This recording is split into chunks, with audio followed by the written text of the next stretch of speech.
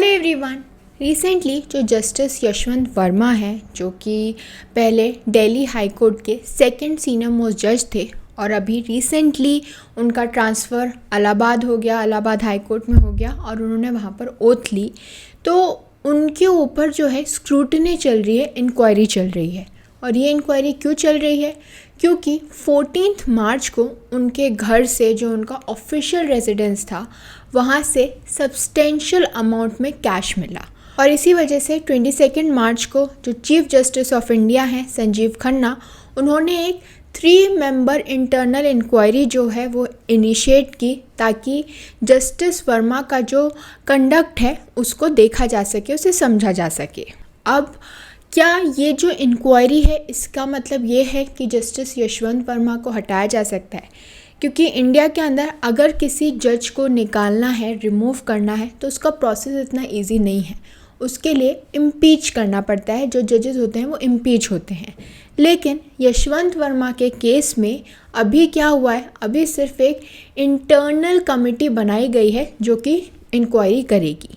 तो आज के हमारे इस वीडियो में हम समझेंगे कि ये इम्पीचमेंट प्रोसेस में और जो इंटरनल इंक्वायरी का प्रोसेस है उसमें क्या डिफरेंस होता है।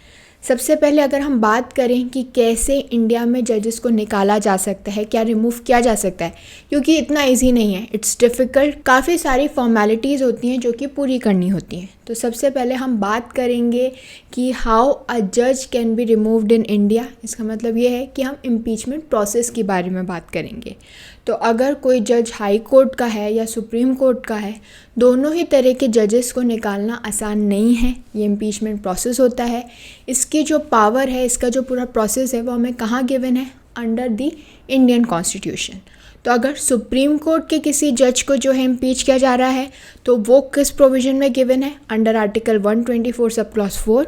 और अगर हाई कोर्ट का कोई जज है तो उस केस में कौन सा प्रोविज़न है? It is article 218 of the Indian constitution. अब किसी भी जज को इम्पीच करने के लिए कुछ प्रॉपर ग्राउंड्स होने चाहिए जिसके बेसिस पे उन पे इम्पीचमेंट का प्रोसेस जो है स्टार्ट किया जा सकता है। तो देयर आर मोस्टली 2 ग्राउंड्स जो कि मेजर हैं।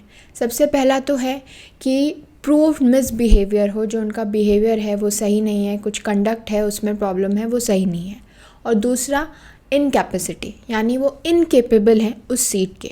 तो ये 2 मेजर ग्राउंड्स हैं जिन ग्राउंड्स पर किसी भी जज को इम्पीच किया जा सकता है।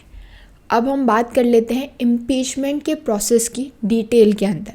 तो किसी भी जज को निकालने के लिए, इम्पीच करने के लिए सबसे पहले क्या ज़रूरत है? स्पेशल मेजॉरिटी की।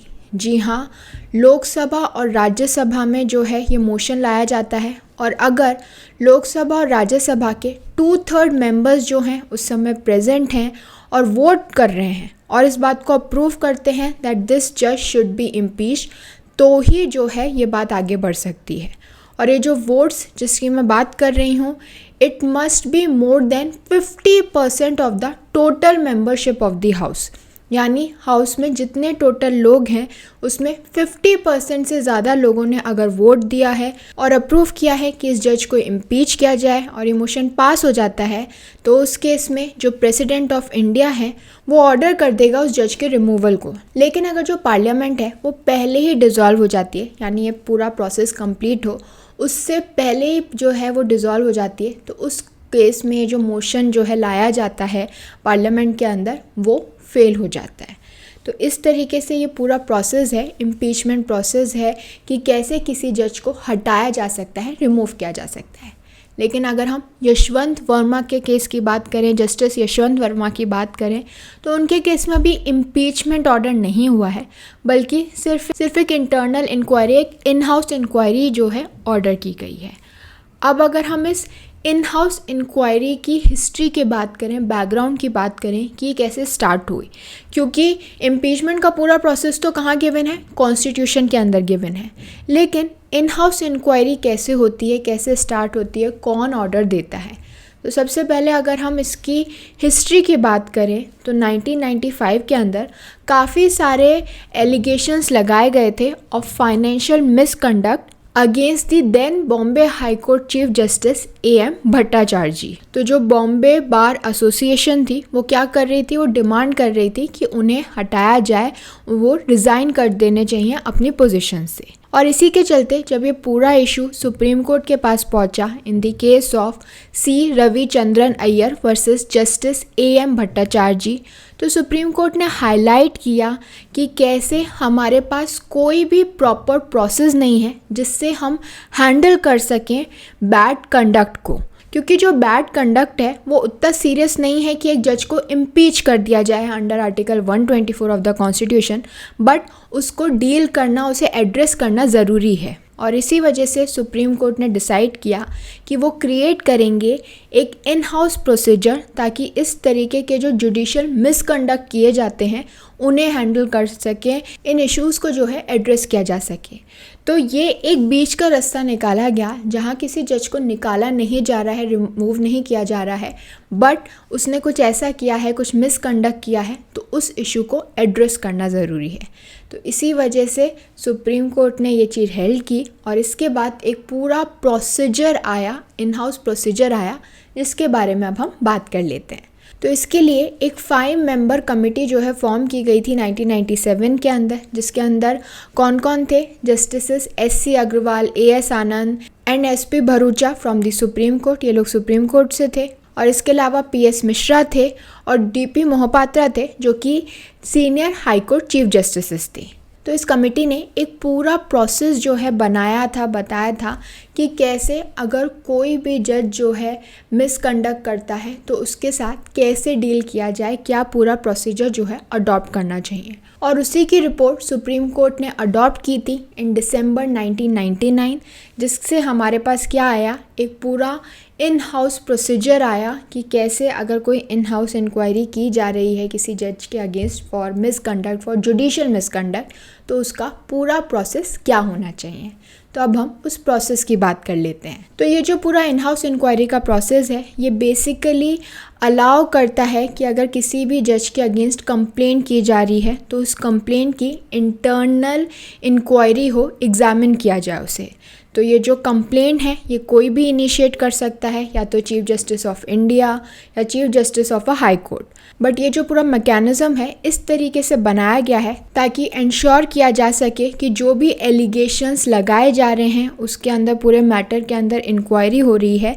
दो ये इम्पीचमेंट प्रोसेस से अलग है, इम्पीचमेंट प्रोसेस बहुत ही लंबा होता है, इसके अंदर काफ़ी जल्दी जो है जो भी एलिगेशंस लगाए गए हैं उसमें इंक्वायरी हो सकती है। अब हम बात कर लेते हैं steps of the inquiry process कि क्या क्या स्टेप्स होते हैं, क्या क्या चीज़ें करनी पड़ती हैं। सबसे पहले तो जो है कंप्लेंट आएगी, रिसीट ऑफ द कंप्लेंट।